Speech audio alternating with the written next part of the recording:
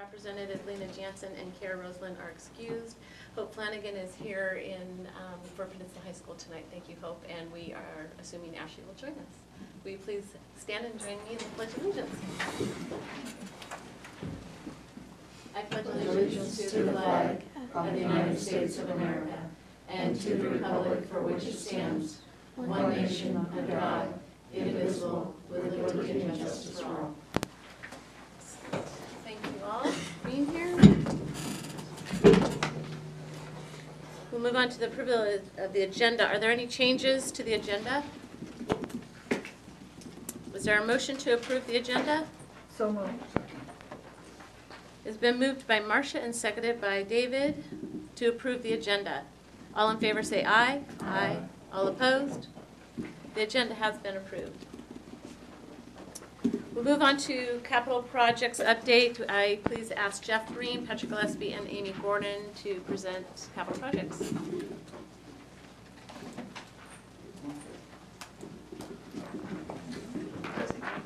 And Jesse as well, sorry. Didn't know if he was joining you or not.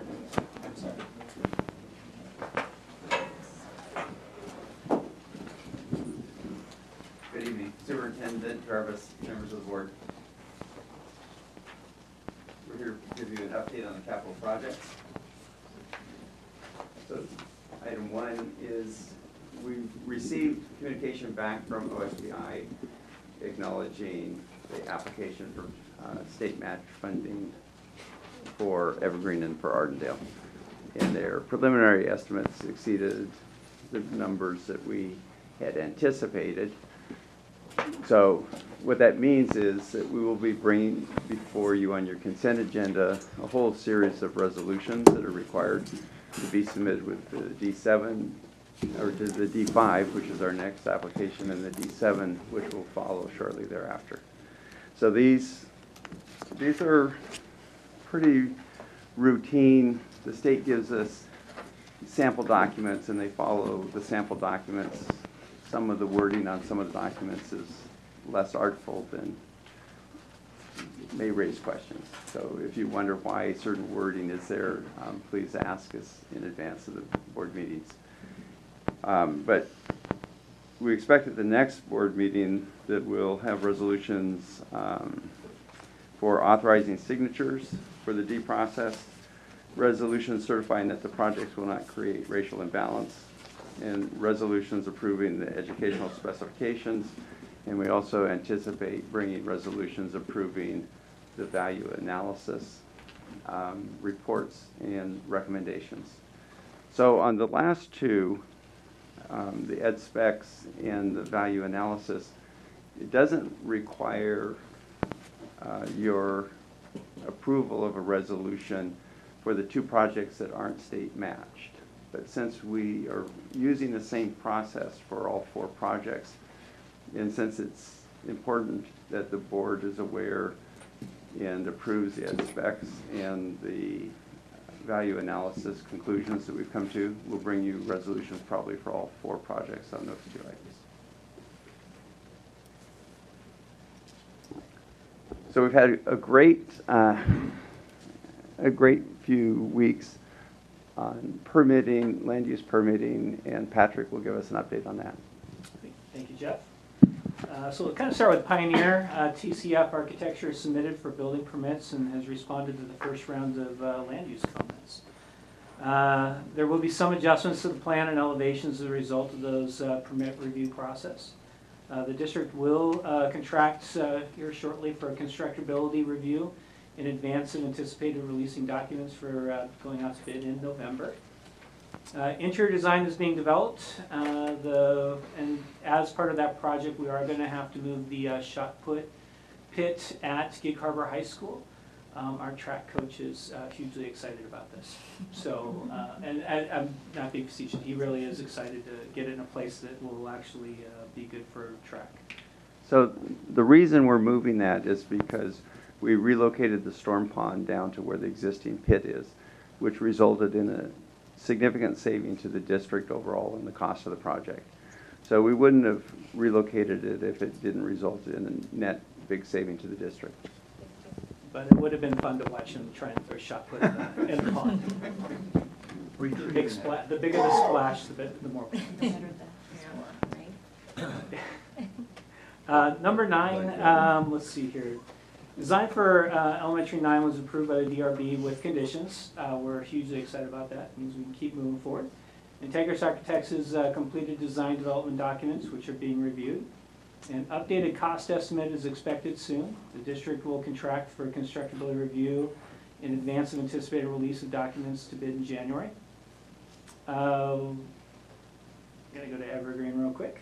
Design for Evergreen Elementary is being adjusted to respond to our SEPA comments. The architect has submitted for design development documents for Evergreen Elementary School. And then Artendale. Integris Architects is refining the floor plan and developing the elevations for Artendale Elementary. And we are excited to be able to show you the elevation for the exterior of Artendale tonight. Amy, do that piece. And since the principal is otherwise opposed to her child, maybe, we'll show you the new Art and Wow, Dale. yeah. That's beautiful. So we're going to add this picture to the other 3 pictures onto a poster that we'll be bringing out to the community starting tomorrow. So we already have some posters out and about in the community, but we'll be changing those up with I call it the 4-up, the 4-on-1. So, and we are also putting this out on social media tonight, now that you've seen it. So you will, and the staff has seen it this morning at Artendale. And that's all we have for that. But one more thing I wanted to share with you tonight. This is another poster for number 9. So you can see it's a little bit different view of the number 9. Yeah. It's Expanded view. expanded view, yes. So we'll have that for you too. So we've been showing this one out in the community up on the wall, but we think this will actually do more justice and Yeah. give people a better understanding of what we're doing. And that one reflects some of the conditions that the DRB put on. As you can see, they make the building stronger, a better building. They're not significant where you jump out and say, wow, that's a different building. So we're not showing the floor plan or the site plan for Artendale yet. We're convinced that what you're seeing is there, but what's behind that facade may change a little bit over the next 2 weeks. So probably 2 weeks we'll have the floor plan, the ins and outs of the floor plan resolved, and the site plan. So the issues that we've had on the site plan we think are pretty much ironed out, so we don't think we have problems we're solving. We're just trying to get all the components exactly where we want them in the relationships as we want them. Looks fantastic. Thank you. Just gorgeous. So Jesse Alberg is my partner, and the way over the next 2 months, really, we're kind of rolling into where we're really producing construction documents and getting ready for the bidding phase. And so most of that work, our responsibility, I think, here is to make sure that what we're building is what we want and to get the interior design done and a lot of the other components that we need to be successful work. But the actual grinding through the details to make sure that the buildings exceed our expectations for durability really falls on Jesse and his team. And Calvin. So Jesse and Calvin are leading that. Constructability is one part of that. We do an internal review in our office as well. And we'll have a structural engineer and an architect looking at that as well. Yeah, it's a very, very busy time. So like Jeff said, constructability review, which is a requirement of the 2 state-funded projects, but we're going to do it for all 4. First one kicks off next week, Pioneer, and those will go pretty much sequentially. Do Pioneer for a couple weeks, and then elementary school 9 will be right behind that, followed right behind Evergreen, followed right behind Artendale. We're also getting together, making sure that we've got all of our inspectors under contract and signed up for, so when construction does start. And we're doing internal document reviews. So we've got, like Jeff mentioned, the design development documents for 2 of the schools now, doing those, and then moving on to the next 2. So yeah, busy time, Busy. but fun time. Thank you. Any questions? Patrick, do you have more? No, I was just gonna say, there's a lot of great people behind the scenes. We have TCF Architecture, Integris. There's so many sub-consultants and everybody working on this bullet, and they've just been amazing. When we tell them our timelines, they just get it done. And, I mean, the turnaround times are unbelievable, but they're just knocking it out. So I really gotta say, there's a lot of people behind the scenes. It's not just the 3-4 of us, and Vicky's out there as well. But we're really, really pleased with the people, and they're really caring about these projects, and they're really coming through for us. So there's just, you know, there's so many more people that are really coming in together on these. And the city reviewers have been Amazing. thorough, very clear with their comments, so it's not like there aren't a lot of comments, but they're very clear about what it is that they're looking for. And Lisa Klein from HBL has organized all the responses, which has allowed our design teams to provide responses in very short timelines. So we're asking a lot of our plan reviewers, and we've reviewed the schedules in detail, and they're all committed to keeping us on the schedule that we're on. So we're excited. So the tagline, again, we are on. Would you like to? We are on budget and on schedule. Thank you. I just want to make sure. Questions, or Dr. Jarvis, do you have anything to add? Just as I look at this report, and I've looked at it, but 3 or 4 phrases: submitted for building permit, approved by the design review board, responded to CEPA comments. And to look at this and say, basically, it's been 7 months worth of work, I guess approaching 8 now, and recognize these landmarks that for many, many projects are way out there in terms of timelines and stumbling blocks and expense and I guess the minefield that you go through in some of these to get to those stages. And I'm reading those on 4 schools, and I just have to say, what a great team and what wonderful work. They've had a terrific partnership with the city and others, but it's just amazing. So I'm still in awe. But it's needed. Right, you don't give us an extra day just because you're in awe. There's no room for anything else. I think Sorry. it's enjoyable to us. Yeah. So. Well, good. And to everybody who's working on it. So Yeah. people are committed personally, not just professionally. And I've heard the team has just responded so well to, if there are things that come up, they're right there to solve it and figure it out. And so with that, any comments or questions? Just excited. It looks great. It looks No, really great. If I could say that out on the Key Peninsula during the farm tour, when Patrick and John showed up at the pancake breakfast, people that were there were very excited. And then out at the Long Branch Improvement Club, people were so excited, and people saying, you know, I went to Evergreen Elementary, and you know, they could be fairly old. They still didn't have children in schools. So, but there's a lot of excitement on the Key, all elements. You know, people just, they're thrilled. And Amy and her team have been out there too. When I was having pancakes, apparently, they were at the Scarecrow Festival for the whole day. So I just want to make sure it wasn't just. I wasn't. Yeah, I just want to make sure, you know, Amy's been out there pounding the ground on, making sure these are out there, doing an amazing job to get out there what we're doing as well. Right. Well, I know this is a one-page summary, but I know there's like so much work behind this. I see you guys, all of you, Vicki, working like crazy, and still smiling and enjoying it, like Jeff said. So let's keep that up. Thank you so Thank you. much. And Artendale's now public. I can Yes. share it. That's really great. And I think, Amy, it'll be on the website.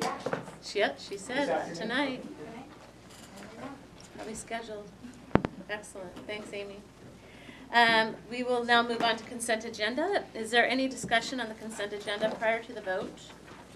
Is there a motion to approve the consent agenda? So moved. I'll second. It's been moved by David and seconded by Marcia to approve the consent agenda. All in favor say aye. Aye. All opposed? The consent agenda has been approved. We now will move into our study session, and I asked David and Leslie, who attended the Wasdale Legislative Assembly a couple weeks back, to enlighten the board on what they learned there. Okay, thank you. So for the 6 years I've been on the board, I've had the privilege to be on the legislative committee and go to the meetings every year. And I think Rand was on it with me the first couple of years, and then Marcia the last couple. And this year Marcia couldn't go, so Leslie went in her place. And the purpose of the legislative committee is for the legislative reps from the 195, 295 or 195? 295. School districts from around the state to go and be able to voice what they believe their priorities are for their individual districts. Some districts have a little bit more weight behind their vote than the other districts do, but we get a book that has all the priorities in it, and we get a green sheet that has all the WASDA priorities listed on it that they use to determine what they want to move forward the following legislative assembly to Olympia.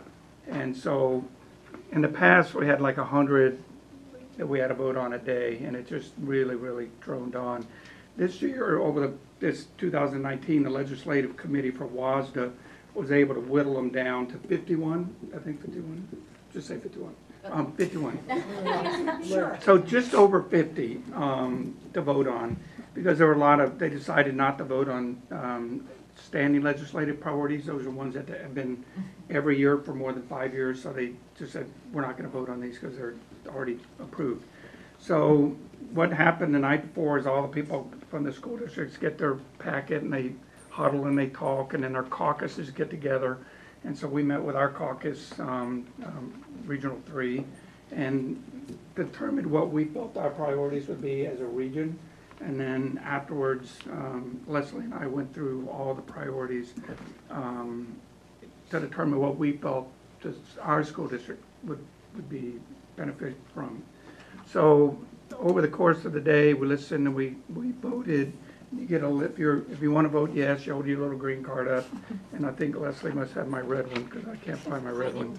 But at any rate, you have to have a little pink slip to show you the legislative rep. So we took turns voting on them, so that it wasn't just one person.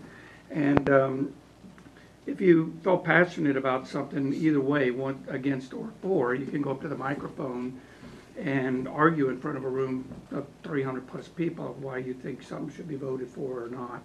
And one of them I actually got up there and argued for, and I won. My argument won the vote. And then a different school district, larger than ours, called for a weighted vote. And so school districts get a weighted vote, and so Peninsula School District gets 3 votes. And I think Seattle maybe get 12 or 15, but they get a lot. So they call for a weighted vote. When that happens, lockdown, I was stuck in the house. They shut all the doors, no one can leave, and then you write down what your answer is, and then you turn in your weighted It's vote. very exciting. But whenever there's that weighted vote call, there's this huge groan. And of course, I'm like booing, because I'm like, that's not fair. So anyway, during the weighted vote, we didn't win in the weighted vote, but it was a good effort. So anyway, I think Leslie and I both enjoyed the day. We learned a lot about the process. And then at the end, we got the opportunity to rank our top 15. So with her listening to everything she went through and everything I listened to, I asked her to rank her top 15, and I didn't want to see them, and I ranked my top 15, and she didn't get the look. And so at the end of the day, we pretty much had the same top 15, and we had the same top 5, but not in the same order. So we wrestled around with that. But at the end of the day, it was pretty close. So that was pretty good that we were on the same page for the district. So before I get into those, I'll let you talk about your takeaways from Well, and I'd like to comment, I only made you work through one dinner. It was pretty quick. Yeah, yeah. Yeah, So- so, yeah. It was good. It was a really great experience. I think that if other board members want to attend as a learning experience, it's well worth attending. And it's a lot of fun, and really just the opportunity to have the other districts, large and small, to see where they fall and fly. So it's nice to have that kind of whole view, state view, because these are these are priorities that could impact our state entirely. So I have a couple that David and I already spoke, so he's going to handle a couple and I'll handle a couple. So one of the ones at the top 5 that was ranked for WASDA overall was the review and revision of the prototypical school funding model. That was not in your packets that you received earlier because that was an emergency position that they put forward. And just briefly, what it does is that it's asking the legislature to review the model to assess whether or not it's fulfilling student need. And that was something that was very popular. And it doesn't surprise me that it's number 2 on the top 5 list. The next one was, the third one on the list was comprehensive school safety. I really appreciated the fact that they used comprehensive. This was submitted by the Bellevue, Issaquah, and Mercer Island school districts in 2018. And so they're looking at managing school crisis, require and fund social emotional learning, mental health professional and services in schools, expanding instruction on digital citizenship, which is something that Chris and his team has been working on for a couple of years for us, bullying, hazing prevention programs, threat assessments, interventions for at-risk students, and of course, retrofitting our buildings for safety. So I thought that was really great. And the 5th one, because Dave is going to take the other 2, was the special education and special needs students, and broadly what they're asking for is more funding. As it should be, because we have never been fully funded since the inception in the 70s. So, but yeah, a good process. Okay, so I emailed this to the board, but I just wanted to bring it out that, so our number 1 priority and number 2, we had the same top 2, just in different order. And so we went with our number 1 priority. We got a full brief on the school employee benefit program that's going to be coming out, and about how that's going to impact schools across the state. And so we made our number 1 priority that we think the state legislature needs to fully fund SEB, and that now that's our number 1 priority, whether the state picks that up or not. Some of the things that we heard about that were concerning to not only us, but to other school board members that were in attendance, was the fact that a substitute teacher can work just their 70 hours, 76 hours, whatever, 630 hours for 70 days or something, and then not work again, and then they still get their benefits for the rest of the year. If they don't pay their share of the benefits, then the school district still is out the money for those benefits. So we think that if that's the case, that the state should pay for it. We also learned that if you decline your benefits, the school district still has to pay for your benefits, even if you decline it. So we were saying if that is the case, then we should get an exemption and not have to pay for someone that declines their benefits. So we felt that the amount of strain financially that SEB will put on, especially some of the smaller school districts across the state, that we thought that was going to be the number 1 priority. Can I And add then- something? I'm sorry, David, just really quick, but also we need to understand is the reason why everyone pays regardless is because it goes into a pool. Right. And it's supposed to reduce the price overall. So all of these things need to be taken in consideration. Right. Yeah, but the state should fund it. Right. And then I think she touched on our number 2 priority was special education and special needs funding, and then equity-based education, funding behavioral support services, and then the last one. There was a lot of talk at this conference about the statewide salary schedule. And so instead of what we have currently, where they throw each district a bunch of money and we have to decide how to spend it to try and put together a statewide salary schedule. And so there was a lot of talk. I mean, I think we argued about that for at least an hour. I mean, It just felt like an hour, David, maybe felt like that. but it was a long time. I know there was also a long discussion on statewide collective bargaining for the state to pick up bargaining, so that the local districts don't have to do the bulk of the bargaining. So that was shelved till next year. So, but that one went on for quite a long time too. So, but so anyway, if you want to know more about it, we're happy to talk to you. But it was a good process, and I think that good things are happening in Washington. So. And what's amazing is how some conversations come up every year. So the statewide bargaining, the salary schedule, some of those just keep coming back, so. Well, and I it's think good. there's value for us as a board. I think we should have, so one of my feedback pieces, you know, you do surveys after, you got your survey, right? Is that, so this is the book that they give us. You guys, we all received it online, but it would be nice to receive it earlier to give the boards time to digest, because there's, even though we didn't vote on all of them, we still reviewed all 124, right? And so, moving forward, it gives us a better idea when we're at the Ledge Assembly, kind of where we fall and if we have to adapt or adjust, based on how the caucuses fall and run. So it's nice to kind of have that space for that. Anything else? Comments, questions? Ms. Lou, Lori? Thank you very much for going. I definitely am going to take back to the Finance and Audit Committee the stress about the SEB and getting exemptions for that. That was, after that group, citizen groups learned about that, they were wanting us to get down there and get that changed. So I'll let them know that you guys are all supporting that and moving forward. So thank you very much. Excellent. Okay, anything that you want to add? Okay. We will now move on to the levy planning, and the next study session topic will be levy planning. Please note that this is a study session topic, so that the board can hear information and hold discussion regarding the levy. Members of the audience wishing to comment on the levy can sign up to speak during public comment at our regular business meeting on Thursday, October 24th at 6 p.m.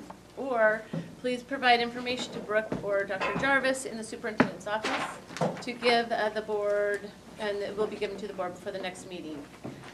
We will now start the levy discussion with Karen Anderson. Okay. I'm going to give you fair warning.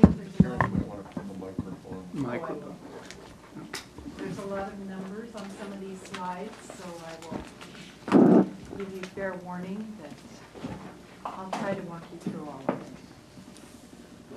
As best I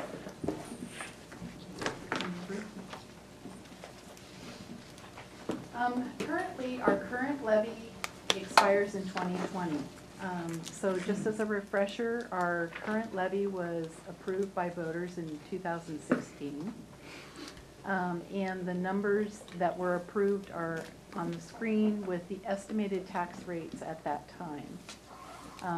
The levy spending plan that corresponded with each of those dollar asks each year was designed to support the board goals at that time. And in 2016, the levy funding provided approximately 24% of our general fund revenues. In 2017, the legislature adopted engrossed House Bill 2242, which renamed Educational Programs and Operations levies, or EP&O levies, or Maintenance and Operations levies, as enrichment levies.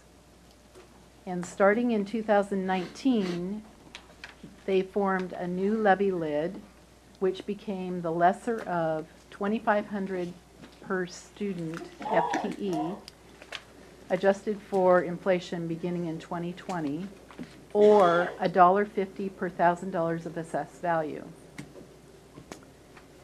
In 2019, the legislature adopted engrossed substitute Senate Bill 5313, which said that starting in 2020, they created a new levy lid, which became the lesser of $2,500 per student FTE, adjusted for inflation,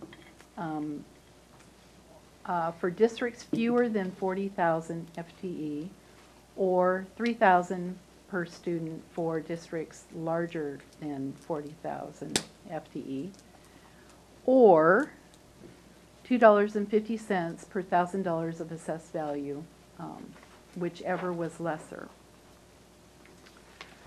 So this is what happened to our levy.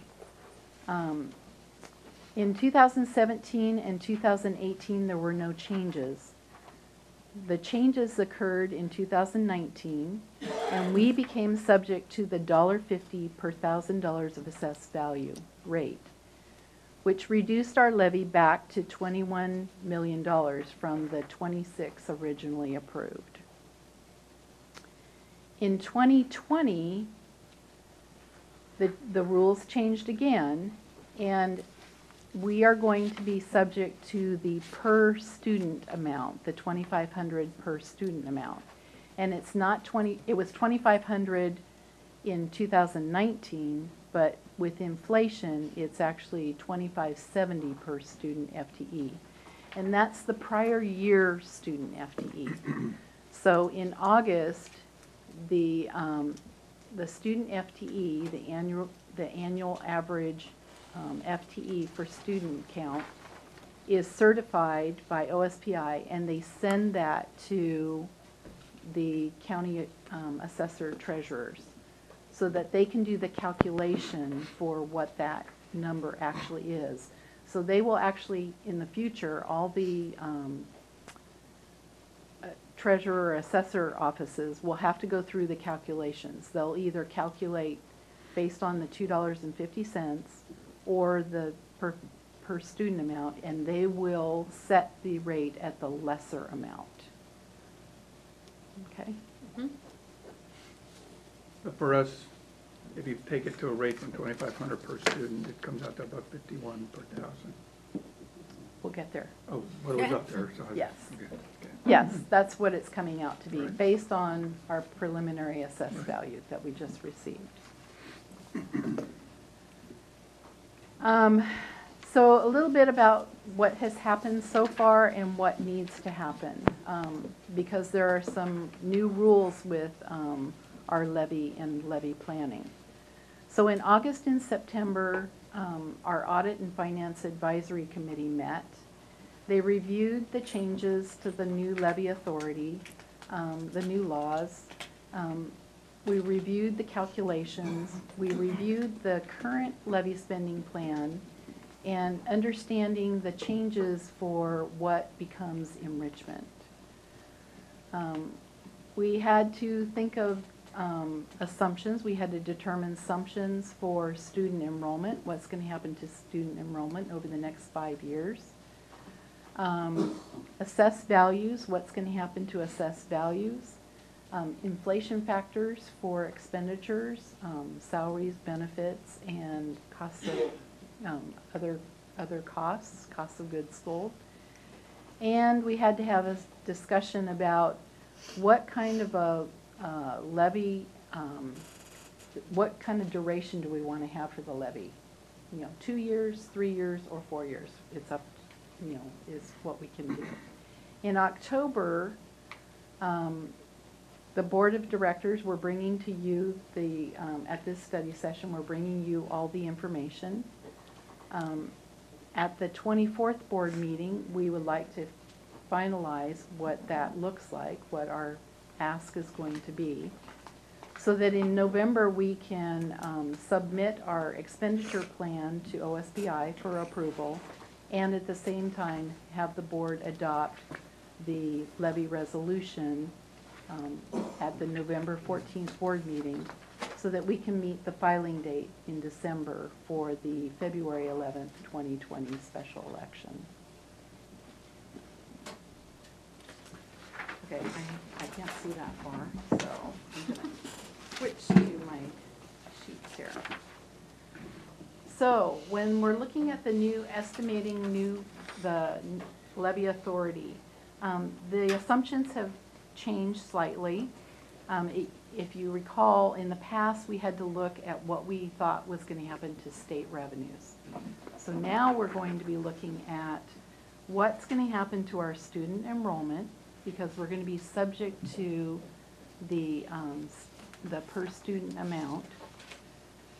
And then At this point, we're anticipating that the $2.50 allowable tax rate is going to continue. So that was another assumption that we had to make. And we had to know what CPI was so that we could inflate the per student amount for the outgoing years. Karen, could you just, Yes. the acronym CPI, if you could just spell that out so in case people need to know. Consumer Price Index. Thank you. As I said, we had to estimate enrollment, what we think is going to happen to enrollment, and remember that when we're looking at enrollment, the calculation for the levy amount is based on the prior year enrollment. And then we also had to look at what we think is going to happen to assessed value. And the reason why is because even though we're limited in the lesser of, we still have to name a dollar amount. So when we take something to the taxpayers on the ballot, we have to ask for a dollar amount. They are voting on a dollar amount with an estimated tax rate. So we have to give them that estimated tax rate based on what we think is going to happen to assessed value. So we went through the calculation. The first calculation that we did was based on the allowable tax rate of $2.50 times our estimated assessed value times $1,000 to get the levy amount that would be eligible for.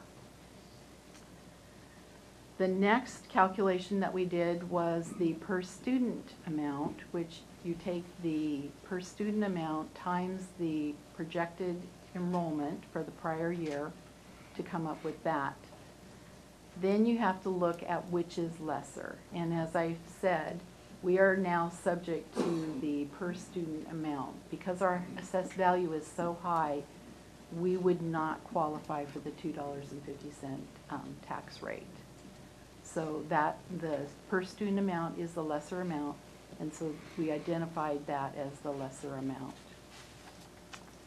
Knowing that these are all based on assumptions, the group had the conversation about, well, what happens if you're, if you're conservative in your projections for enrollment and we come in higher?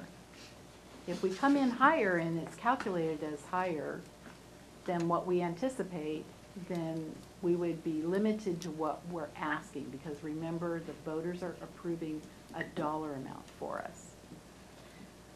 So there was conversation about, do we want to ask a little bit more than what we're anticipating would be the lesser amount, so that if we are off in student enrollment and we do actually, and we are eligible for that, then that dollar amount would cover. No matter what, even if we ask for it and the student enrollment comes in less or right at projections, the auditor would change that, or the treasurer would change that dollar amount down to the actual calculation, what we're eligible for. So that's what they would do. They would automatically do that. So what we said is, okay, so if we have a proposed levy amount of, and they're bold, across bold amount, if it comes in based on what we think is going to happen to an enrollment and we're spot on, then there's a potential rollback, and there would be a potential rollback. But if we come in higher in enrollment, we would still capture some of that, and we'd still be, there still could be rollback, because we may not be as high to that dark or bolded amount up to the levy ask, but we're trying to give ourselves a little bit of wiggle room for unanticipated enrollment growth. Does that make sense to everyone? So it's built in, if we get more kids in the If you get more district, it's kids. built in, but if not, then it defaults by Correct. the state calculation, so we're not Correct. Correct. bringing in something that we are not deserving, it's there. Correct. Okay. Correct. And so if we're looking at increasing the number of certificated staff and lowering class size using our levy, and enrollment comes in higher, if we don't ask for the higher amount, Correct. we would not be able to hire the teachers to meet Correct. sort of our goal and objective as a board. Correct, Flip side. yes. Okay. So along with that proposed amount, we wanted to calculate what we think is going to be the estimated tax rate. So again, we estimated what was happening with assessed value and did that calculation against the proposed levy amount that they calculated. And we came up with pretty much $1.50 across the board. Below that is if the lesser amount were to be, if we were spot on with student enrollment, if it was lesser than that, then the rate would be reduced.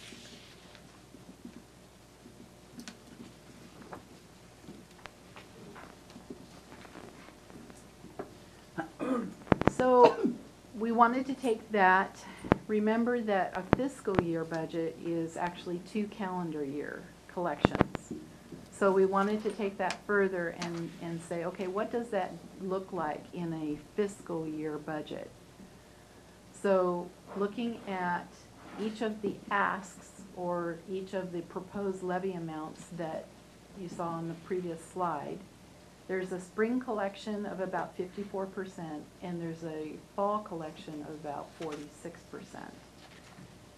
And what happens is that for the fiscal year, the fall collection of the year, it's a combination of the 1920, so it's the fall of 2019, and it's the spring collection for 2020. So that's what the fiscal year budgets would look like for the levy spending plans. So, question? Yep. I have one I'll ask later, but this is just clarifying. Because we're splitting the current levy money between 19 and 20, we haven't collected for 20 yet. The $1.80 that's showing up here, to me anyway, looks a little confusing, because is this for school year 2021 at that $1.80, or for 2019 and 20? Because where I'm going with that is So the $1.80 is based on the original approved amount of 27 million. right, but We when will would we not collect collect that? that. We will not collect that. So, We're actually collecting the 23. We're going to okay, be collecting so the that's what I 23. wanted for clarification, just Yeah. in case someone comes back and says you're raising our Correct. taxes and, you know, so. Correct. Okay, And it was still, at the time that we were working on this, it was still kind of questionable as to the enrollment has to be certified as of August 31st, and that is what's submitted to the counties so that they can do those calculations. So I was using the numbers that I had at the time. Okay. and such. Karen, Yes. the line item total school year levy spending plan total, Which slide? on slide 7, Okay. that line there, Mhm. sorry, I haven't crunched these numbers yet. But tying this back, and I understand it's off of one calendar year and another calendar year, and putting those together. If I look at, am I tying it back to slide 6, the proposed levy amount, or the lesser of the student amount? You are tying it back to the, it has to be the lesser. you are tying it back to the lesser. Okay, then that makes sense. Yeah. Okay, I was looking Yes. at trying to figure out why it was lower between those two numbers, but we're good, thank you. Got it. Had to think about that one. Lori or Leslie, anything right now? Okay. Lots more to come. Okay, so that's how we calculate the revenues and the levy collections. Along with the changes in law became the changes in how we report and how we can spend the levy dollars. And they now need to be to support enrichment activities. So when the legislature set up their new rules and legislation, enrichment levies that they felt were permitted would be if they were supplementing the minimum instructional offerings, staffing ratios or various program components over and above the state funding, the prototypical funding model, and professional learning. So we do receive state funding for some professional learning, and we also receive staffing ratios through the prototypical funding model from the state. So we do receive state funding. But what they're saying is that anything that we do to supplement this would be allowable as enrichment. Expressly permitted enrichment activities have always been extracurricular activities or athletics, extended school days or extended school year, so summer school programs, things that happen during the summer, or outside of the normal school day. Additional course offerings, activities associated with early learning programs, additional salary costs attributable to these enrichment activities, and additional activities or enhancements that OSPI determines to be documented and demonstrated as enrichment of basic education. So this is where we will have a requirement that once we have a levy spending plan, we have to report to the OSPI. We have to submit a report. It's by program and it's by object code as to how we propose to spend our levies. And we also have to give a narrative of what those expenditures entail and why they meet the enrichment requirements.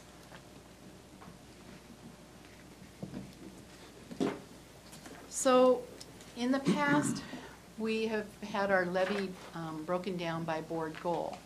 But because of the new standards in reporting to OSPI, it seemed more natural to break into categories so that we could identify that we truly are addressing enrichment activities and meeting the letter of, the request that these be supplement the basic education program.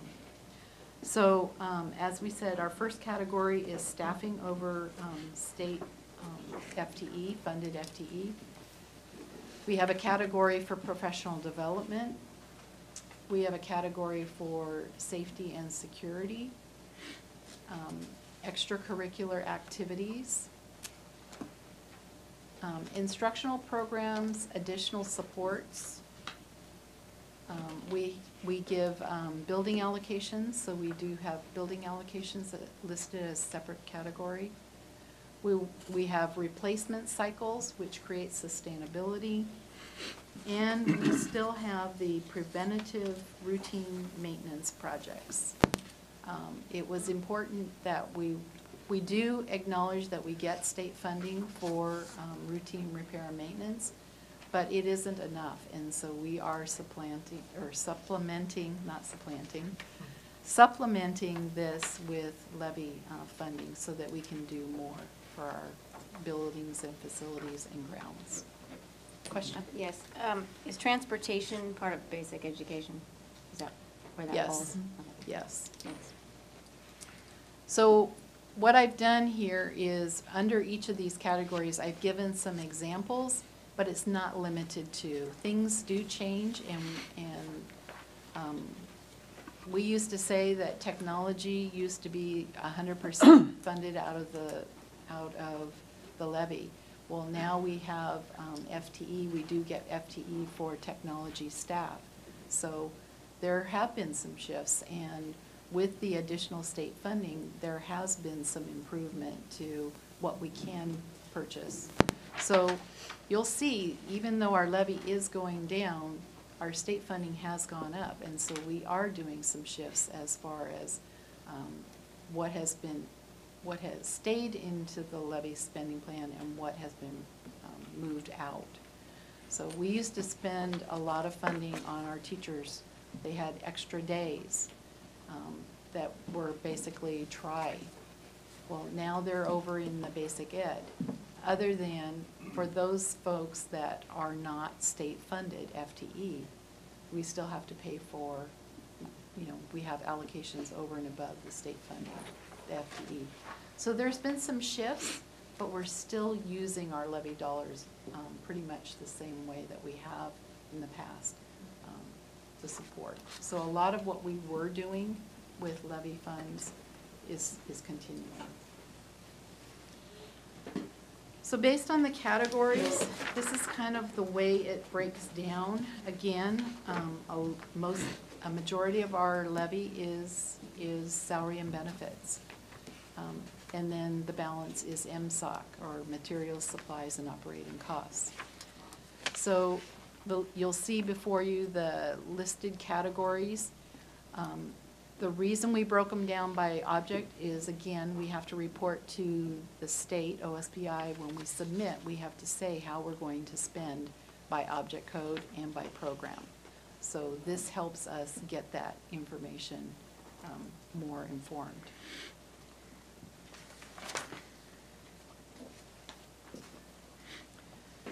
So we took our current levy spending plan by the categories and inflated, and remember the committee had to come up with their inflation factors for salaries, benefits, and then MSOCs.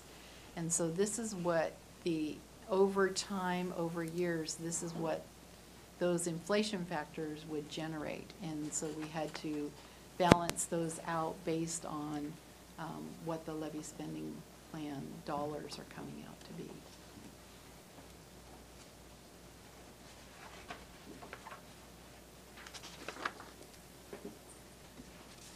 So at this point, the district has recommendations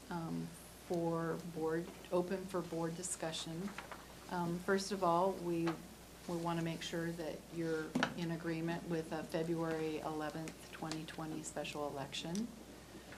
We need to have an idea of what you think the duration of this levy should be, 3 years or 4 years. I wouldn't recommend 2 years, but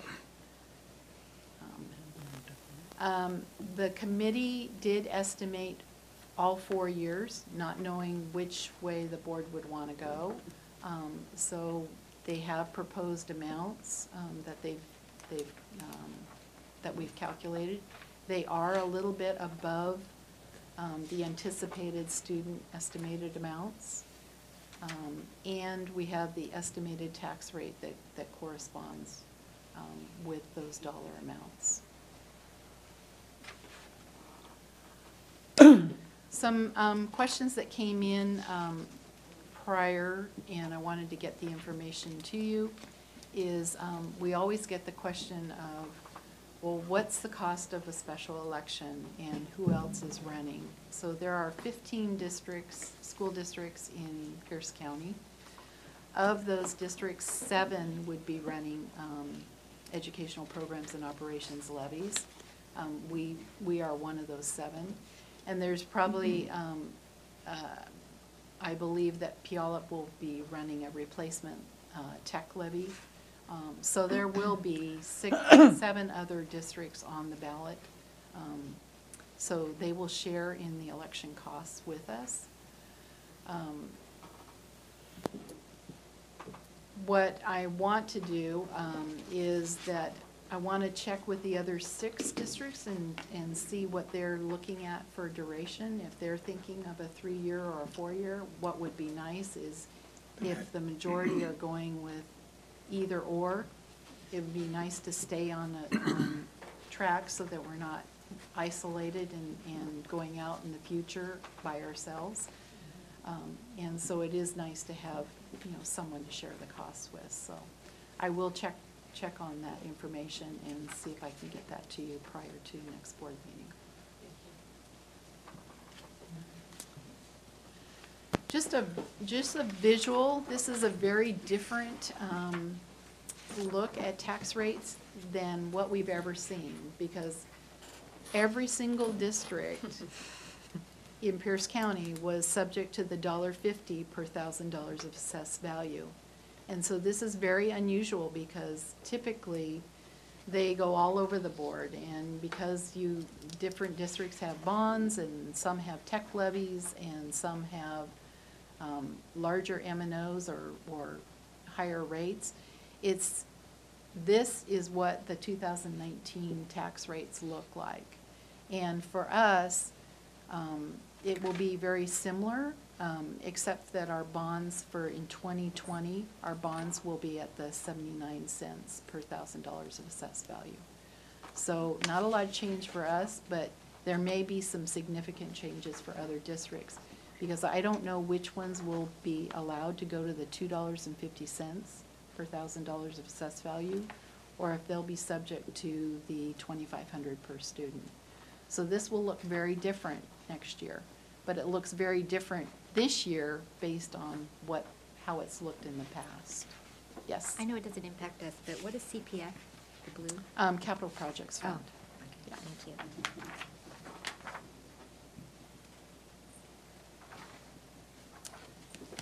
So again, for board considerations,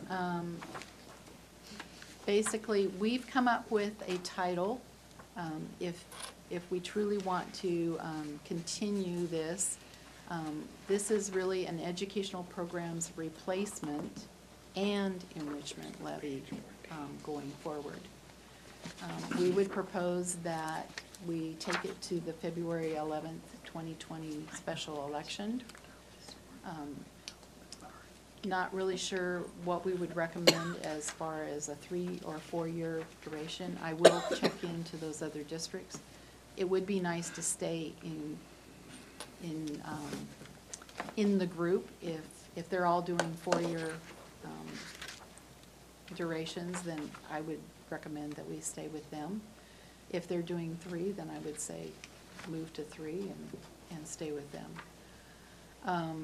The proposed levy amounts, again, we have built in a little bit of excess so that unanticipated enrollment increases are covered. But no matter what, there's potential for rollback no matter what, based on the calculations that the counties will do. And then the spending plan, if you're okay with the categories that we've identified and such. So, any clarifying questions? So I'm going to start with our reps. I know this is a lot of information, and I prepped you a little bit on this, but and I already said you don't have to say anything or have any questions, but do you have any questions or comments that you have on this? And again, if you don't, it's okay. It's a lot to take in one night, so they may come later to you as well. Yeah. Okay. Ashley, good? Yeah, I have a lot, but like I don't know what to. Yeah. It's totally fine. It's a lot of information, but I'm glad you guys got the basic information on it, so good. All right, questions, comments? Question. Laurie? Can you explain the pros and cons of 3 years versus 4 years? I think the pros and cons is that because it's a new system, one of the things that we have to be aware of is that the levy calculation has changed the last 3 years. I don't know what it's gonna look like for the next 3 years, let alone 4. There's a lot more assumptions that we're having to make. Before it was assumptions in state revenues and assessed value. So there weren't a lot. Now we have to look at what's happening with student enrollment. You know, is that gonna continue to grow?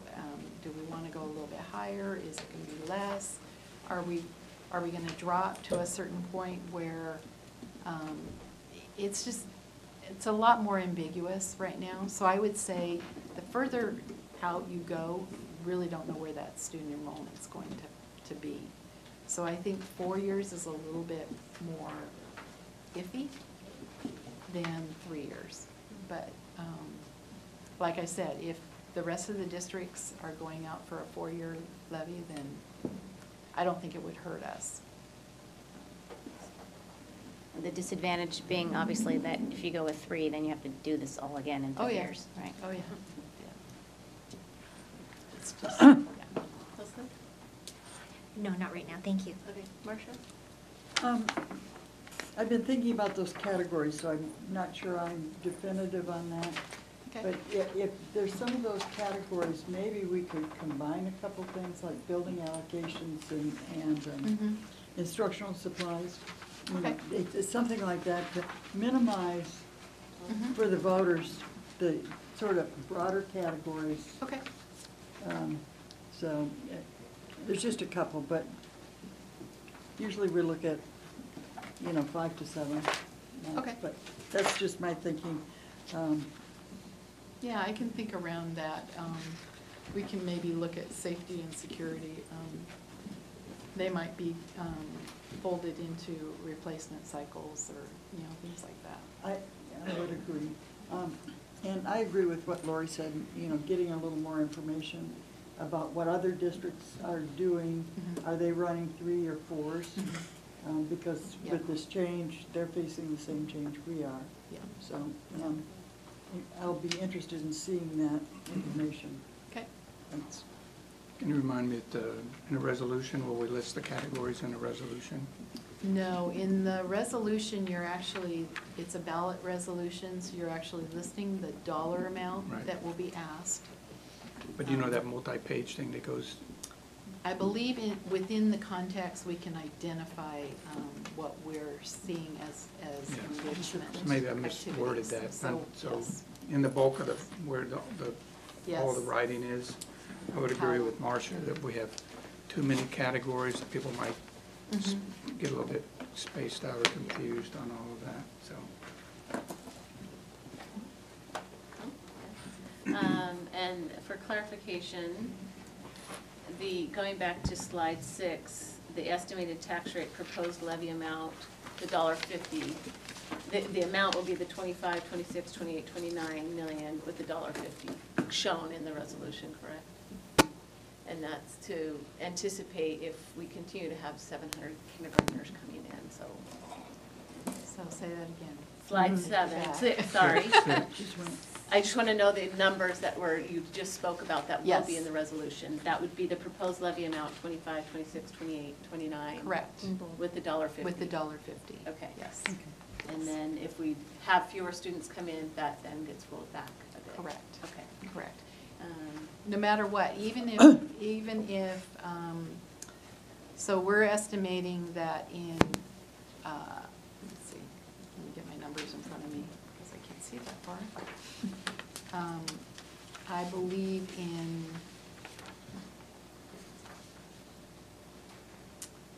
2019-20, we are estimating to come in at 9,287 students. If that's lesser, then they will calculate it at the lesser amount, and so they will put us at that dollar amount. At the blue line, the lesser, Correct. okay. Mhm. Which would then drop it to 146, but, okay. And like Lori and Marcia, what's driving the 3-year and 4-year? Because I traditionally believe we have been a 4-year cycle. We have. Yeah, and so I'd like to understand what the other districts are doing, so that we can stay on the ballot with them. But even, what else is driving is, I know there's a cost if we were to go the 4-year and we'd be the only ones, but what risks do we Well- potentially have with the state changing And that's that what might and that's what I want to offset? ask them Yeah. also. If Okay. they are shifting to a 3-year, I want to find out what their thinking is. And it may be a mix. There might be some that say, we want to do a 3 just because. I noticed that there were some districts that did 2-year levies 2 years ago. The 218, And they're coming back. Derringer is coming off of a 2-year levy. So there's a lot of things have been changing so much, it's kind of, you know, people are not really wanting to lock into something if things are gonna keep changing. And I think that's what, districts are trying to anticipate, what to do next. And so I think it's a really good, conversation that we can have. And I have the opportunity to meet with some of these districts, and we're gonna be talking about, what that looks like. So Thank you for reaching out. I will bring that back. Okay. So. Leslie? Is that something you're gonna bring back and just email the board, or is that gonna be presented? I'll try to get it to you earlier than the 24th. Right, because that's Yeah. something that's gonna be a serious, that's something Yes. that's going to be a serious consideration. Yes. So it'd be nice, if, particularly with the timeline. Yes. Yeah, so as soon as you can, that'd be great. Yeah. Yeah. Anything else, Leslie? Actually, I'm excited to get to the next part. Okay, so with that, I really thank the Audit and Finance Committee. I think they did a lot of work they put into this, and then putting this together for us. It was very understandable. It's a replacement. It's, you know, funding what we've been doing. It's in line. So thank you for putting that together. I think it's, we'll decide next week or 2 weeks from now, but it's Yeah. very straightforward. So just as a wrap-up for timeline, so prior to the 24th board meeting, I will get you that additional information about the other districts. And the hope is that at the 24th, on the 24th, we can get the final decisions made so that we can move forward. We need to submit our levy expenditure plan to OSPI. I plan to do that right after the board meeting between the 25th and the 31st. They have indicated that they have about a 3-day turnaround for approving, and I haven't heard of them disapproving anything. I think that if they have any questions, they would contact us, and then it might just be the wording that we're using, but I haven't heard of them disapproving any plans at this point in time. And then at the same time, we will ask the bond council to prepare the levy resolution so that we can bring it to you for adoption on November 14th. Thank you so much, Karen. All right, I now will ask Dr. Jarvis to take us through the next consideration for the board. And it would certainly start with thanks to Karen for the work that she has done to put this together. And you are in essence, for Peninsula, the first board that's had to work with a new funding system. When the levy was approved in 2016, it was clearly under a system that had been in place since 1980, actually presented in 1979. So it was a well-known system. It was easier to predict what was there and what would be the case be out 4 years. And most districts, if they could do it, tried to do a 4-year levy and just stabilize and have as few elections. That situation has changed in that not only are you the first one trying to decipher what should be the title. Enrichment levy, what does that mean? Does that imply that we don't need to replace the old levy? That somehow that disappeared? So what I'd like to do for just a few minutes is to talk about not the dollar side, but where this leaves the school district as we look at whatever you choose, the 3-year or the 4-year or the level that's slightly higher or slightly lower or a rate of $1.50. Set all of that aside and talk about, I guess from a pure superintendent standpoint, board, what we're trying to do and what we want to do.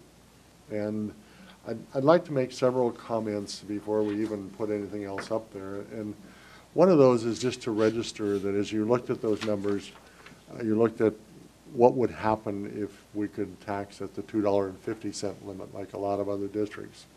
And you saw a number that was $20 million higher than what we're going to be able to collect as a school district. A number that was $20 million higher than what we're going to be able to collect as a school district.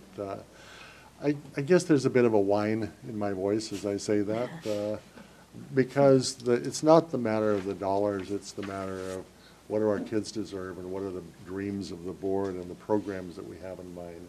We talk about adding pathways to graduation for kids and recognize that that's the keys to the kingdom are in what can we buy, what can we afford, what resources do we have. So to begin with, we lose dollars. We lose dollars from the levies approved in 2016, $4.7 million or whatever that was. That's almost 16% loss just in what the voters approve versus what we can use in 2020. We also lose something that's a little more subtle. We lose the flexibility that we've had for 40 years to determine how we spend our own money in the levy. The enrichment rules that say you can no longer spend any of that money on basic education. You can no longer spend that on these categories. They left one huge deficit that the legislature, I know, has to address in the next 2 years, and certainly within the next 4 years, and that's the special ed funding. Special ed funding simply doesn't match to what the districts have to spend. Special ed is basic ed, and yes, we're going to have to use levy money to pay the bills on special ed. So what I'm trying to present to you is a loss of dollars, a loss of flexibility, a loss of eligibility for some things to be supported by the levy, and we have increased costs. They may acknowledge there's an implicit price deflator or a consumer price index, but the reality is, not to be political, but within a month or two, we're going to see tariffs on supplies and materials and MSOC that will increase costs markedly. So our cost of being able to maintain the program we have is going up. Obviously, I'm presenting a need that says the new levy program is in, the legislature has determined what we can do, live with it, but I want to talk about that as an impact to the district. So if I move then away from what's the impact of the dollars and the flexibility, there's a second part, and I want to talk for a minute about the bond issue. And the bond issue is doing some wonderful things for us. I'm having the pleasure as a superintendent of being out in the community and sharing the renderings and the drawings and talking about one school opening in the fall of 2020, another, and 3 others opening in the fall of 21, 2 of which are added to the school system. So hold for just a second. What's the increased cost to the district of operating 2 more schools? Those aren't 2 schools full of new kids bringing new money. Those are kids that we've served in Discovery with its 380 capacity, serving 620 or 650 kids. So we're redistributing those, but that will cost us, and that cost will come out of these limited funds. We have the reality that in the bond issue, we're not only going to build 4 buildings, but then as we get secure bids so that we can promise and guarantee those delivery of the 4 buildings, we're going to use money to touch on some of what we've called emergent needs. But the community is more than familiar with whatever you call it. That means heating systems that don't work and roofs that leak and work that has been a result of school buildings of 40 and 50 years old and 35 years old and wear and tear. I paint that as needs that while we'll be able to use the bond issue to go beyond construction, we have the ability to get some of that work done on emergent needs, and that's a goodness. Now I present to you the aftermath. The aftermath in a sense of we've taken care of the overcrowding and added space. We've replaced 2 of our old buildings, and that's good. We've taken care of as many of the emergent needs as we can, and that's wonderful. Now what do you have on resources to address what's next? Someday there will be another bond issue, and it will address a replacement of, I'll make it up, but a good guess would be Peninsula High School at some point needs replacement. That may be down the road. We'll work on that long-range plan. But the question in front of the board is what resources do you have so that you don't repeat history? you don't have buildings slipping further and further behind on deferred roofing, deferred maintenance. And even the ones that we did after another 6 to 8 years are hitting their own cycle. So I don't want to spend forever on this, but I want to paint that picture of the superintendent looking at not the dollars and not the rate, but the condition of the district, in a very good district, but needs that are very real.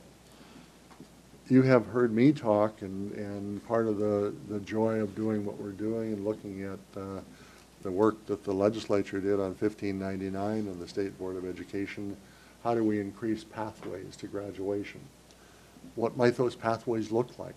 They might be vocational skills and trades. They could be nursing programs. They could be programs that are aviation or avionics. They could be a lot of things as we look at programs that we're trying to increase for our students. And each of those will take money. Yes, you can shift some kids and some staff from where they are to where they, but you can't just create pathways without some resources. So I've laid the groundwork for you that there are some problems ahead. There are some needs that the school district has. And as you've learned by now in our relatively short time together, I'm a systems person. So I like talking about building systems that are stable, can be sustained, and will address the needs in a planned fashion over time. And because of that, I now want to take you on a journey that's also has a title, but it really goes beyond that. And if you would put the next page up, Karen. I want to talk about what's something that's legal and appropriate, and as you saw in the earlier slide, looking at a number of school districts, you saw blue ink, where they've passed another levy to take care of some of their capital needs. Behind that, behind whether it's technology or capital needs, is a pretty fundamental belief.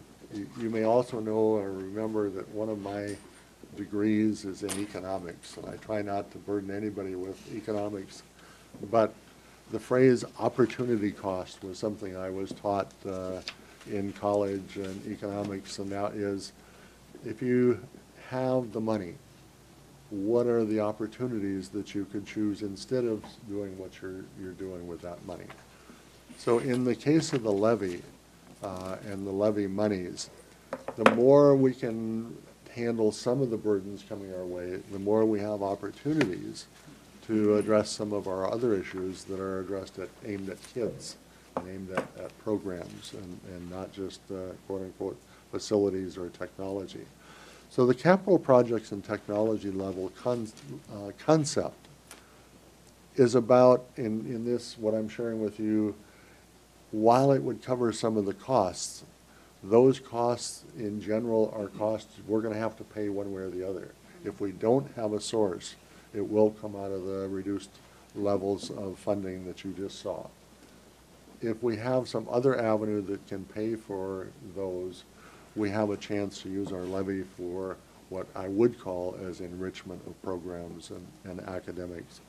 So a couple examples of that, knowing that the bond proceeds will run out and will stop when we're done without having addressed $700 million worth of needs accumulated in the district, is that you look at a phone system that needs to be replaced in the district. And as you might guess, the phone system is multi-million. You look at, we now have, and these two should have devices in their hands provided by the school districts, and those devices are on a replacement schedule. They need to be replaced, and every batch of kids that come in the high schools will get new. Those replacement cycles will quickly consume the resources that we've had to work on technology. It will become, for all practical purposes, that all the technology monies in the general fund budget will be replacing devices and not moving us forward. I suppose you could argue it moves us forward, that it's a better device because it's 3 years newer, but the reality is that takes our resources without moving us ahead.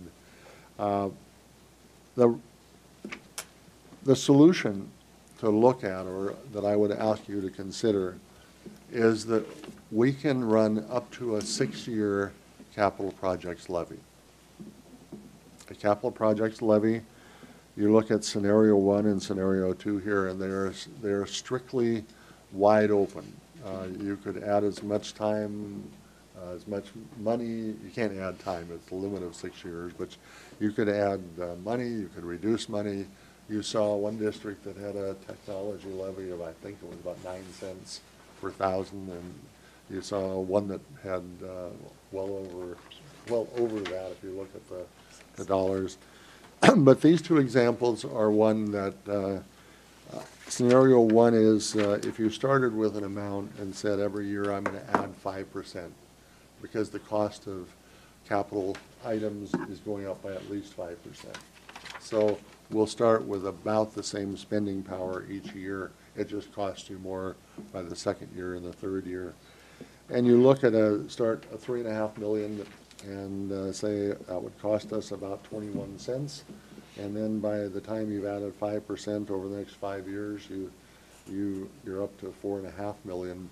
But keep in mind that that 4.4 now only buys what the 3.5 bought 5 years before. It's not really gaining on that. Or an alternate approach is that you could say, I'm going to keep a rate steady over time. And I'm going to take advantage of the growth in assessed valuation. I'm going to take advantage of the growth in the community, and I'll keep that rate flat. I picked a rate of 25 cents. I could see myself on a street corner selling a levy, a capital levy that says 25 cents for this purpose. 1 quarter. Can you afford a quarter? Without looking like I'm begging on the street corner, I would argue with people if we looked at our average and said it was a $400,000 house, that 25 cents would cost somebody about an extra $100 for a year, and that would be about $8 a month that we would be asking for in an increase, but it's really for the purposes that I've described. So just to recap on that, I'm talking about a capital projects and a technology levy. I'm going to, again, use the example of about $5 million and say technology will consume at least half of that, $2.5 million.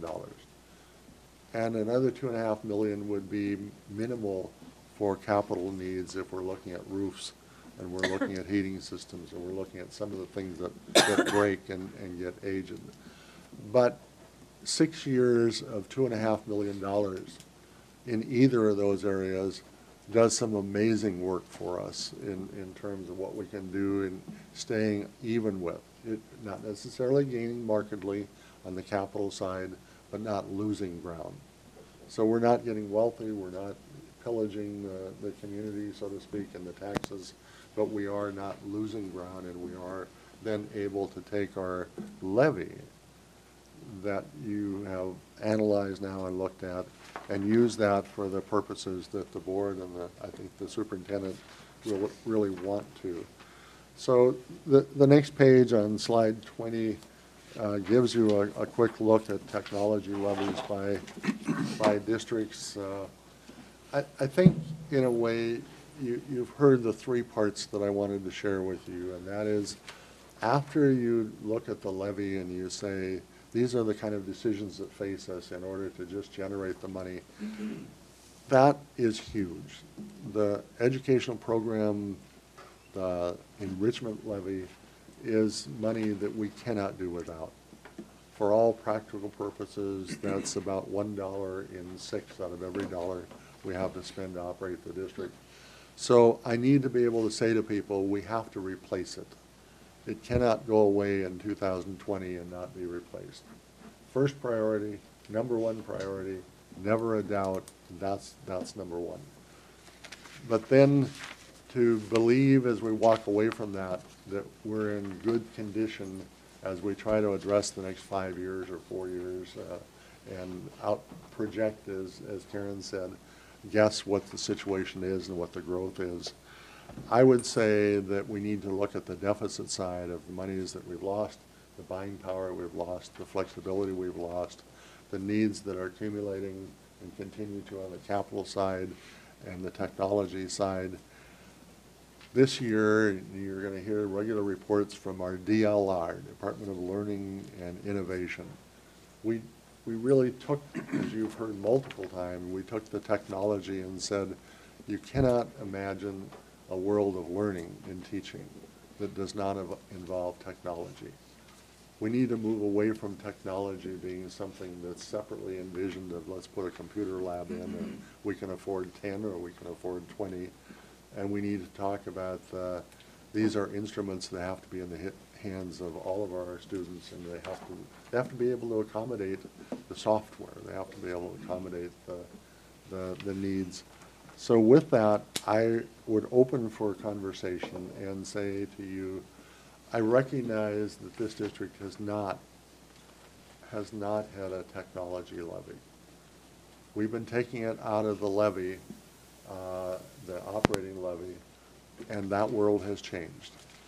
And so I would certainly ask your consideration of, A, whether or not you would be at all interested in having us prepare a resolution that would offer a tech levy to our citizens, and if so, in what amount. The two ways I've suggested is either start with an amount and sort of say that's how much amount we're going to be able to invest each year, or a rate, tax rate, and be able to defend that. I would be happy to make recommendations, but I think at the heart of that really is the board's call as the community representatives and the ones who oversee the entire program for the kids.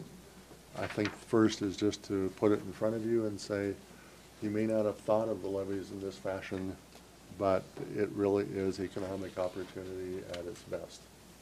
So Okay. I apologize for taking quite that long, but not really. No. It needed to be said. Can Well, I yes. answer questions? Yes, so thank you for bringing this before us and really helping us understand this stable system that you are trying to bring to our district more. And again, tonight, we are not making any decisions. We are just getting more information, asking questions, more information that needs to come back. We will talk about this more at our next board meeting. But with that, questions or comments, Leslie, would you like to start? Is this something that you would like us to consider to run in February of next year? Yes. Okay. And I'm sorry, just one question, Deb? No, you Okay. can continue on. Just That's a checking. short question. Oh, thanks, okay. Short answer. Yeah. You don't get those very often. That's easy. That was the easy one. So, I recall, I think it was 2 years ago, Chris, you did a presentation about the tech department and what those needs were. And what I liked about it is that you had a comparison of what you have now, or then, right? And what you could do with $2 million more. So is that something you can update and share with the board in email? Is that a burden for you? To give us some clarity? I did it for planning for this. So. Yeah, well, okay, great, so just shoot it along, because I think that's really important for us to know. Thank you. Can I add something that you just caused me to think of? Your question of 3 versus 4-year levy may be affected if you are looking at a 6-year capital technology levy. I would just say the easier way to handle that in the future is to be on 3 years plus 3 years plus 3 years. So 4 years gets a little off cycle, and you can be intentionally off cycle and say, I want this one now and this one later, or you can say those two are together, and in that case it could affect your decision on going with a levy for 3 years instead of 4. That was going to be my other question, so thank you. See? I know, you're so Short, good. Very good. Anything else right now, Leslie? That was We'll it go for, back. yeah, thanks. Lori? Do you know these districts that have capital projects funds, like UP and White River, did they run a levy, did they run 2 levies at the same time? Yes. Is that commonly done? I actually spent, believe it or not, I spent some time going back to 2016 election results and working my way through every 3 elections a year, every year until now. By the way, total aside, By the time I got through that, I was busy looking for the Peninsula election in February 2018. And I said, I knew we passed it. I'm not dreaming. And then I figured out how few months it's been since we did the levy, bond issue in 2019. So anyway, in looking back on those years of election, it is about as big a mixture as you could find, depending on what the districts had done and how often they ran it. Some obviously ran intentionally separate, some run together, and some have done 3. They've also done a transportation levy to buy buses, and they run all 3 of them together. So it's about we can get you more a chart, but it's really across the vein. I don't know if Karen. If you look at the chart, you'll see that some of the districts listed, they have a 4-year tech levy that coincides with their EP&O levy. The 3-year, Derringer did a 3-year, but they did a 2-year EP&O, so I'm not quite sure what happened there. There's other districts that did 6-year levies, and they are doing 4-year EP&Os, so they're off cycle there. But for those that did the 4 years, they match up with their EP&O levies, so they're asking for 2 at the same time. Okay, thanks. David? Is that your only question? Sorry. No, that's good. Yeah, that was one of the questions I was going to ask. The concern that I would have well, I think it was 4 or 5 years ago I put forward that we consider putting our capital bond out and at the same time running a technology levy. Do you remember that? And I got hammered pretty hard on that. So they worried that, and I guess in hindsight I do now, that if we're running a large enrichment levy and at the same time running a smaller levy for technology, is there a risk that the smaller levy would pass and the larger levy would fail? And that would be devastating to the school district if that was to happen. I know from our friends on the other side that put up the big red no signs, they pretty much said that if our levy doesn't go up by more than $1.50, they would not oppose the levy, or at least that's what I've been hearing. So our EP&O, our enrichment levy, based on your presentation tonight, doesn't look like it's going to go up above $1.50 per thousand. It looks like it'll actually be slightly less, which is good. I'm just sort of wondering if we were to run a second levy side by side, would that then create us to have opposition to both levies, or we don't have any to one? So that would be one of my concerns, is that would that create opposition against both?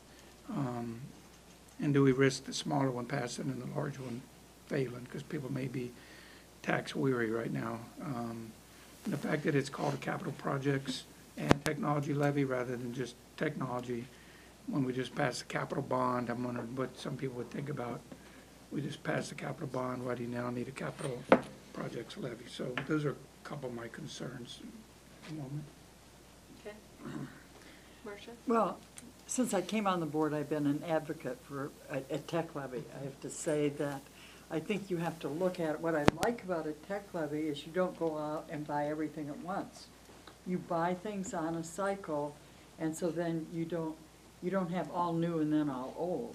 That you actually are doing the work across 4 or 6 years, and really that's good for a replacement cycle in the future.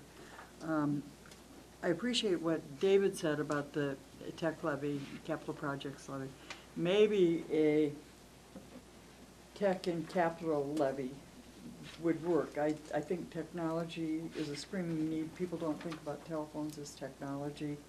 But there are a number of other things from a capital standpoint that are not considered preventative or routine repairs that actually need capital dollars to get it done. And so I am supportive of the concept, and I am supportive of the technology piece.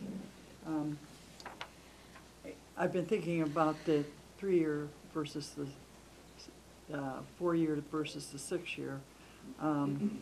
If we end up going with a 3-year regular levy, I might advocate for a 6-year tech levy, or tech and capital levy.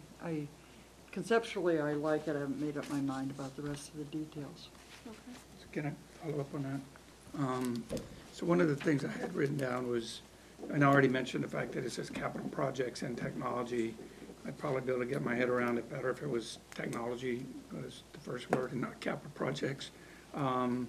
If we were to have additional funding left over after the bond, say on schedule and below budget, just in a perfect world, would we be able to use any leftover bond funds for capital improvements such as these?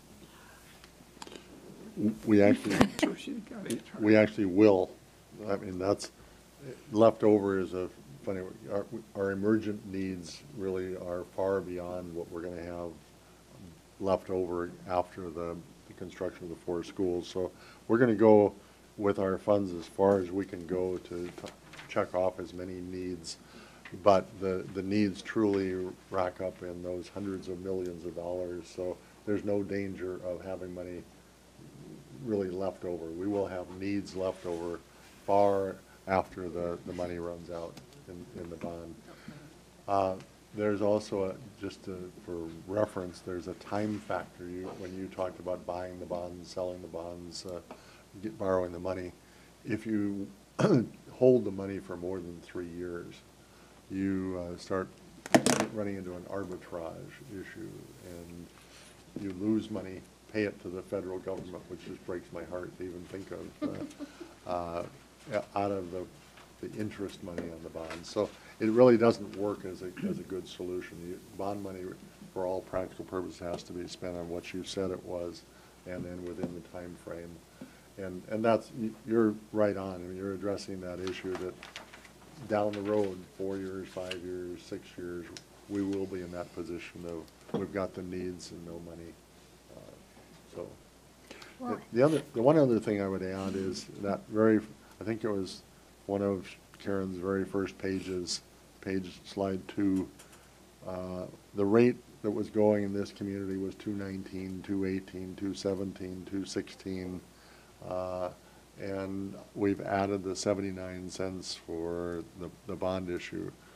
If you now look at what the rates we're talking about of whether it's the $1.44 or $1.51, we're well below that, and the 79 cents is still there at maximum. And I believe we're not going to be in that world of looking like we're pillaging the taxpayers, because our taxes will actually be lower. And I guess the obvious from that other chart, will continue to be the lowest in Pierce County. So. I'll go back to all you guys in a moment. I just want to clarify something that it was implied in the first presentation, but I want to make sure it's completely understood. The levy the replacement levy, the enrichment, it is not a tax increase. We are paying that basically currently, so it's replacing what we're currently paying. So I just want to make sure people know we're not going out and asking for another $1.50 or whatever the rate is. We are currently already paying that, so it's purely replacing it, not an increase to the taxpayers. I just want to make sure, again, it was implied, I just want to make sure everyone knew that was not an increase. I just wanted to clarify that, and then I wanted to see if you guys had any questions before I had any. Ashley or Hope? Again, big, huge topic, I know, and you may come to you later. So with the technology doing them both at the same time, as for like the tax rates, how would that still, both of them together, fall below the 150? No. They'd add them together. Okay. I think as you look at the number on the enrichment levy, we're talking about $1.50. If we can't collect the whole amount or the assessed value goes up, that could drop as like to $1.44 or $1.41, but That's about as low as it would go. So you wouldn't get enough to get that whole 25 cents or 10 cents or 15 cents, whatever. Think so. You good? Okay, good, thank you. Want to go around again? Is that okay? Yeah. I think I just have one right now. Okay. So I think that something that the board has talked about in the past, but I think it's timely kind of to readdress now, is having an actual capital facilities plan, a 6-year plan. Feels like it's good to have something in paper so the public can see, this is what we're working on, this is what it looks like. Okay, I'll let Art take it Yes. from here, because he's awfully excited. I'm teasing you, but I believe we have to have a long-range plan that really reflects all of the pieces we're talking about and the accumulation of needs in buildings and facilities that beyond the school buildings, whether it's the bus garage or the maintenance shop. And all of that needs to be part of the plan so that when somebody asks us, what are you going to do about this?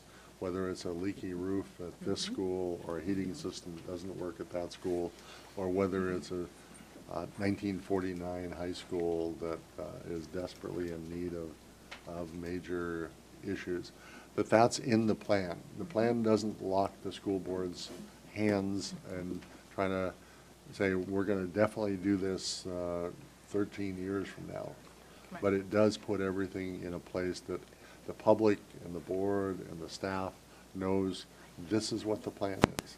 Now, we could have something break down and get more needy than something else. You could have changes in enrollment, but you have that basic plan and it covers the system. So I'm waxing enthusiastic, but we desperately need the long-range plan. Yes, and I kind of choose 6 years pretty intentionally. I think it works and aligns nicely with what you're proposing. And I think Marcia had mentioned in the past too, that, and you touched on it as well, is that it is a plan, but it can be flexible depending on needs. If something, if something else happens, like a boiler goes out or something like that, and we need to readjust, that plan can be readjusted. So I appreciate the flexibility of it, but it gives us a map. The I other- would hope, sorry, Go ahead. I would hope that a 6-year or 7-year or 10-year plan, I don't know if we'd get into the minutia of the boiler impacting that. Like, I would think the Right. plan would be more high level. It absolutely should be Okay. high level, but it was just for the public to understand that there's flexibility in it. Okay. Right. All right. One other piece of, call it flexibility, is that the capital levy is a 6-year levy, if that's what you said. If you should make a different decision 3 years out, that 3 years out we need a bond issue. The board has to just say, we will not collect the last 3 years of the capital levy. We'll pass a bond issue instead and rescind the levy.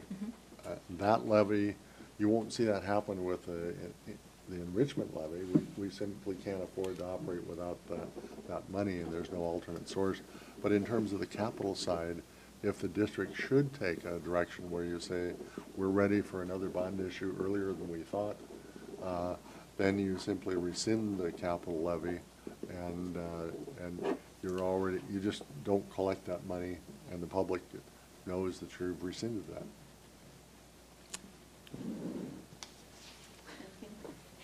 Are these just supposed to be questions?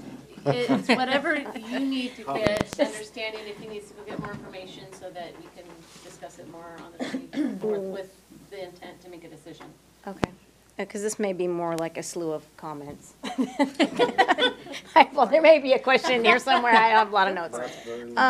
David's comment, that I was a good one. I never considered the idea of people potentially choosing, I'll just vote for the little one and not the big one, because that can be tempting in certain things when you have.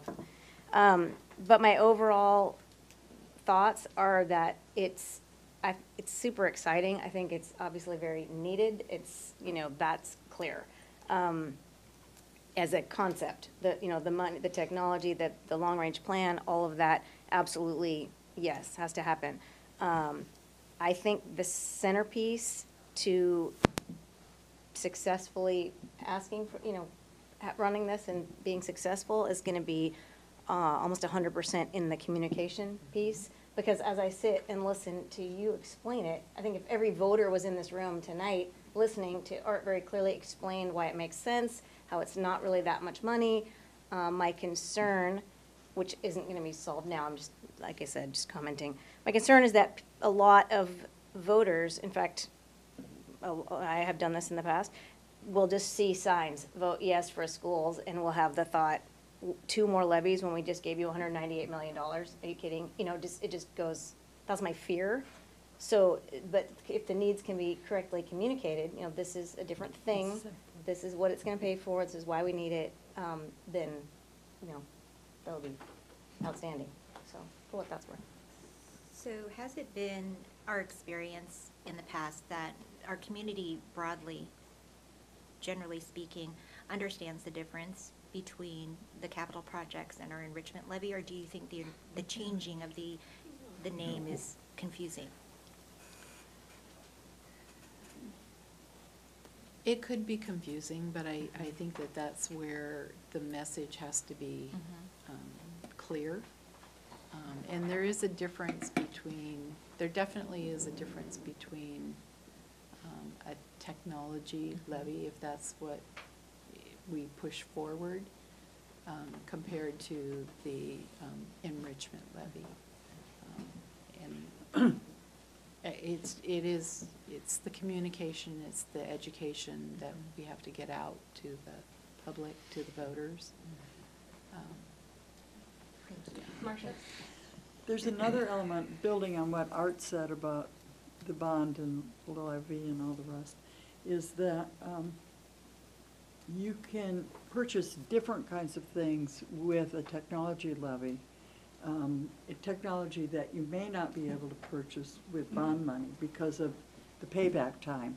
And you have to look at when you pay it back. Well, with a capital levy, if it's considered technology or whatever it is, you can do one school and because you're not paying the money back, you're spending it as you receive it. So there's more flexibility in spending and buying devices, let's say, not doing a system-wide project. So I like the levy, and I'm still noodling about what we should call it. I like what people are saying about, if you say a capital projects levy, that could be confusing. I don't know. Okay, David? You haven't gone twice. I haven't gone once, actually. Well, you go I made a first. It's your turn. clarification. Yeah. It is, okay. You go next. All right, And so, what you have to say. in the capital levy, I understand with the enrichment levy, we need to have some flexibility, because things change over a course of time. But with the capital tech levy, would we be very specific in what we were doing with projects? Like, for instance, is Chris's 2-year, 5-year, whatever plan built into that amount? Is a new phone system built into that amount? Will we be able to tell our taxpayers what we're buying with those dollars? I'm hesitating only in the sense that I think it's an option. That the hazard that the board faces is, well, I was talking about having to project 5 years out to do a 4-year levy, because you're really, in 2019, you've got to collect 2020. If you're talking about a 6-year capital levy or a tech levy, you're projecting out 7 years at a minimum. And 7 years projection right now is something that's going to be really hard to do in terms of technology. The front end of that, we could say we're definitely going to buy a phone system, and it's going to cost us this much money. So we could get that early start. I would be less willing to say that 7 years from now, the tech money that you spend will be for this. I don't know what a Chromebook is going to look like if it even is in existence 3 years from But now. I don't think you'd have to say a Chromebook. I think No, you're saying you a could say, replacement. you could say a replacement cycle for devices, so you can get there, it's just how specific and what you're talking about. The larger systems that we're talking about, whether that's fiber optics, whether it's telephone systems, whether it's heating and ventilating systems, or it's alarm systems, or it's PA systems, or it's audio systems that you need to install in the school and actually be able to hear something. The infamous PHS alarm system that beeps on a regular basis. So those are expensive systems and would all qualify. So we could make up a list that would be mind-boggling, and I think you can make that decision. How much do you want to guarantee what that will be used for a number of years out? But yes, we could do that very specifically. Okay, because if we were saying we have this need, I would think we would be able to articulate what that need is. Yes. And you don't have to be extremely specific, but I would want that supported. Because I understand the 2003 bond is the last time we were able to replace the phone system. Is that correct, Karen? That's correct. So we did that out of the bond. That's the last time we've done the phone system. Okay. And then I've sat in classrooms with kids and sat at the computer, and I will admit the connectivity and the pace of those computers is very slow. So for a child to print something off, which should be seconds, takes 10, 15 minutes. Would that be addressed with something like this? Yes. Okay, see, that's what I want to know. That's great. The other thing I'm hearing a lot, and I want to make sure that it's not, I mean, there are devices in this capital projects technology levy, but it's not solely devices. It's not focused on devices, because I will tell you, in the community, I hear parents say, I do not need more devices in my kids' hands. So I don't want that to be the main focus of making sure they have the latest and greatest technology. I want it to, what is it learning it's supporting? And that's what I'd rather have the conversation be about, and that it's supporting learning and not just cool devices. And I don't want to oversell the replacement, but those are 5-year schedules at this point. We'd be lucky to, well, we'll actually be lucky to get it done in 5 years. So you're talking about devices that by the time they're replaced, they won't even be questioned why. They will be broken, shattered, or no longer of use. But I understand what you're saying. It's not just this is for bright and shiny new devices to put in kids' hands. This is very fundamental to the systems in the school district. Okay. Well, and just to reassure you too, Chris covered that in his presentation a few years ago, and he did it quite well. And I think that broad overview will help you feel better about it. And that's fine. We're going to see it. I just want to make sure our community understands. It's just not to. So I will kind of, I do have opinions about this. I'll probably just, I've got the information I need to help me make my decision. I do have concerns that would not be addressed or answered by the district. I will figure those out some way else and come back on the 24th. I have what I need in order to move forward with this. Any other thoughts? Questions? Do we have information enough that we can come back next on the 24th? Well, do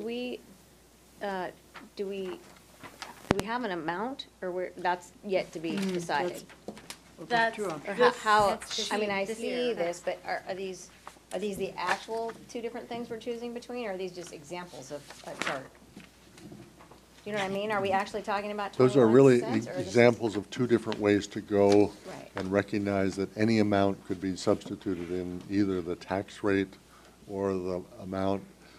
Some would be more adequate than others, and some would probably be move into that range that nobody would support. $2 per thousand Right. is nice, but it would never go. So So the actual I amount don't is mean to be TBD. flip, but it's really just two examples of choosing an amount or choosing a rate and then working that through over a 6-year period. And But that And amount I and that just- rate would need to be decided by the 24th. Correct. But that will be decided not before that. I mean, we don't have to. The 24th We'll is gonna have to have an discuss it amount, then. a number of years, Yeah. do we approve it, all Okay. that. So Karen and Chris will give us the information that we need. We can individually email them with questions to help us kind of figure it out. Your superintendent will guarantee it. Thank you. Oh, So- thank you. Karen, And did you I have just something want else to add?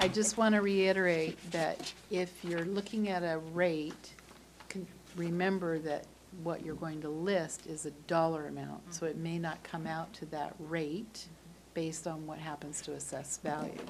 So that's another thing to think about. If you're asking for a flat dollar amount, because that's what we have to put on the ballot, you get a dollar amount, you can't tax based on a rate.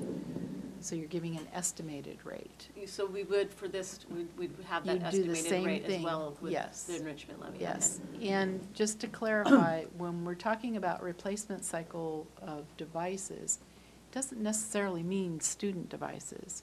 It can be staff devices, it can be other technology that's in in Smart this boards. type of technology. It's as technology expands and changes, it's replacing that with new, more modern devices. So, I completely get that, and I Yeah. completely see the need. Yeah. I just want to make sure our community understands that, and so Yep. we have to do our job of communicating that and Right. making sure they understand. That's it, so. exactly my point as Yeah. well. So, I just like, if we failed the enrichment levy, how will that impact the school district? And we passed the technology levy and failed the enrichment levy. We would be back out in April for a second go at the enrichment levy because we could not, without huge damage to the system, we could not sustain an 18% So, loss in our revenue. I would feel comfortable flipping that on its head and not doing them at the same time in February to make sure that we could pass our enrichment levy and then consider doing the technology levy at a later date. To me, that would make me more comfortable because I really don't want to see us lose the enrichment levy for whatever reason that might be. But like Deb said, there's some information I'll need to gather between now and the 24th to help me make up my mind. Yeah, and I don't want to, I'm not trying to debate it as much as the scenario of people voting for the tech levy versus the enrichment levy really has not been the case in the school districts. It's simply not one where there's major confusion. People understand what the big levy is about, and they vote for it or against it, and the smaller one is generally just not seen as an option. Occasionally in bond issues, you see, but normally bond issues are less popular than the levy, so it's very seldom that people support a bond issue and vote down a levy. So by and large, you can look at that and say, what would happen if, but that has not been the case throughout at least the 34 school districts in Pearson, King County. They're pretty aware of what the levy situation's about. We do have a unique school district, though. Yeah. I understand. Marcia? I didn't ask this, but I'm going to ask it just so it's said for everyone's benefit, that the passage of a tech levy and an enrichment levy, either one of those, the validation rate is, I mean, not validation, the passage rate. 50% plus one. Right. Oh. Good. It's just to say it out loud. Oh. 50% plus It's one. different from a Right. bond issue. Yeah. Good point, thank you. Other questions, comments? One last time? I just had to do it, sorry. Okay, so with that, just a couple reminders for the board before I adjourn. October 17th, next Thursday, we are having a regional WASDA meeting, I know at 6 p.m. November 14th, just so you all know, we moved the study session to 4 o'clock instead of 5 o'clock, so we'll have from 4 to 6, excuse me. And that'll be our study session on our board assessment. And then December 2nd, I need to hear from a couple of you still on the annual joint school board meeting with our state legislators. We're meeting from 3 to 5 with them. And so just let me know if you're able to attend so we can, I know some of you have, which is great. But thank you, and thanks for adding these to your calendars, because I think these are pretty important things that we're involved in as a board. So with that, at 7. Could I have a question? Oh. One question. If we're meeting with our legislators, have you verified what people will be at the table? What legislators will be at the table? That is in process. No, I know, just to verify that they will be there. I'm just saying the 26th, the district has not typically been at the table of Pierce County events. Some people is organizing that in the local school district, maybe for the education staff of the commission. But No, I I passed understand that the on piece. to them to look at that. so. Okay, that would probably make it, figure out whether we wanted to attend or not. Maybe if our legislators are not. Okay, at 7:59, the meeting is adjourned. We did it.